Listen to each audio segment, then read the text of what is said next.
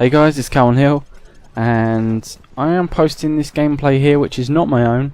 This is the gameplay of Scottafc1, who I have on PS3 as a friend, and I never knew he posted videos, and he sent me a message saying I've just got my HD PVR. So I decided to go and check out his videos, and even though he doesn't do commentary, I think his strategies is really good, and he gets nice decent scores, so there's definitely something to learn from what he does, and you know, I'm definitely watching them videos, and you should be too. So go ahead and click the link in the description and go to his channel and subscribe him. So subscribe to him, even get my words right. So he's playing a bit of free-for-all here with the TAR-21 silence. So he's standing out in the open, which is a bit of a mistake if I say so myself, and it does eventually pick up the kill, so it does work out for him. He's using a silencer, which is kind of essential for free-for-all. Well, it's not essential, but it helps a lot. So if you play free-for-all, then I'd say put a silencer on your gun, because when somebody sees someone else fire, they just run towards that dot, because you know there's not always red dots popping up, and you'll be like the only one. See this red dot on the map? People will be flocking to that, and yeah, that's not a good thing. So silencer definitely helps, and stopping power definitely helps. Even though the TAR doesn't really need stopping power in a lot of people's opinions, and including my own, but I love to have stopping power on it because it just makes things so much, I don't know, it just feels like you can spray, you can miss, and you'll still get a kill, so I can't really complain about that. You're using claymores, which is also for me a free-for-all top 5. That's quite a good idea. I might actually make a free-for-all top 5, or I can make one for every game mode. Just ideas anyway. And stun grenades, which helps for a lot of things. If there's explosive barrels around, a stun grenade will blow it up.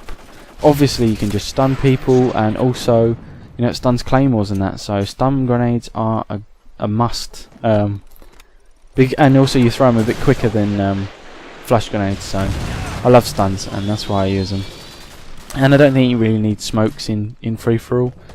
And you'll see here he gets this predator and waits for the Harrier. You know, like doesn't rush out when he gets his Harrier. He just waits out and lets the Harrier get him a pay blow, which is what you always want to do.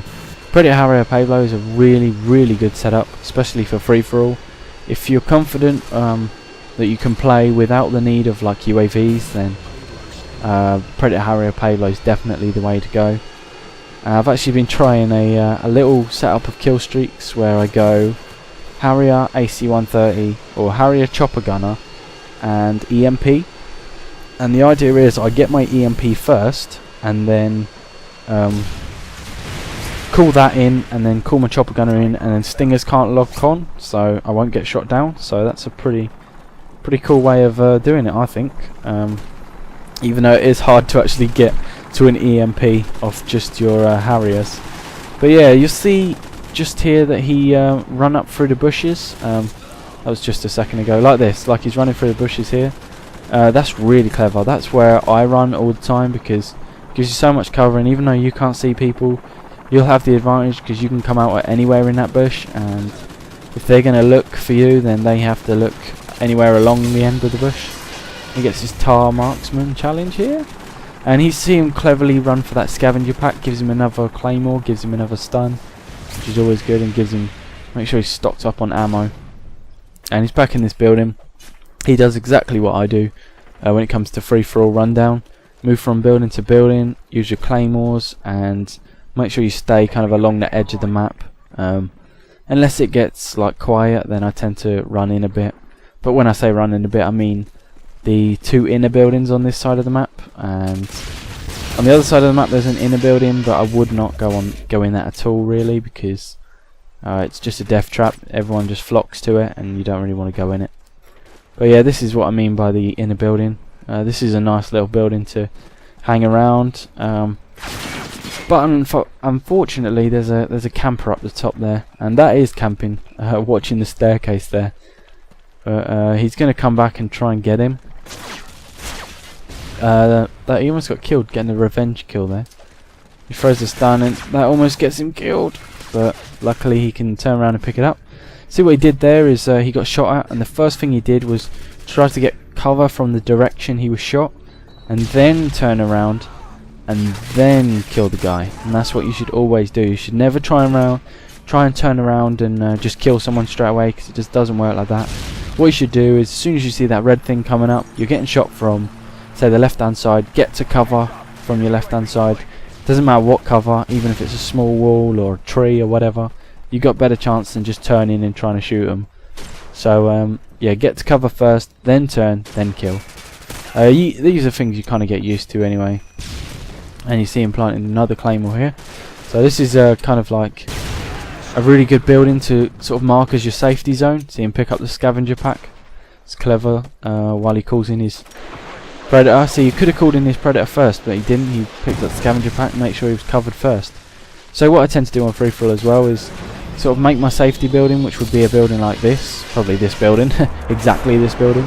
And you know, there's only one entrance to it, so that's really good. And you just stick the claymore down, and you can run out and stuff, but if anything gets, if you need reloading or anything like that, you can always run back to your safety building. So you're not camping, but it's just like a home base sort of thing. Not the shop that sells wood and stuff. It's you know, like your little, like your house, your house in free for all. But yeah, his Harrier gets shot down pretty early here, so he's going to have to work for his Pavlo, and he only needs, I think, 3 kills, something like that, to win the match. Probably a bit more than that. I'm looking. He's got 12,500. No, 1,250. I'm not even going to try and work it out, even though I probably seem like really stupid now because it's probably easy. Yeah, it needs 4 kills. And well, there you go. There's the Pavlo doing some work there, and I think this Pavlo's probably going to do the rest for him. He probably wants to rush and get the last kill, but nope, the Claymore gets it. Anyway, a really nice score, 30-1. Definitely, there's a lot to learn from this stuff. If you kind of watch it and kind of analyze it, then you'll learn a lot from watching his gameplay. So definitely go over and check his channel out. Go ahead and click the link now, and yeah, thanks for watching, guys. I'll see you guys later.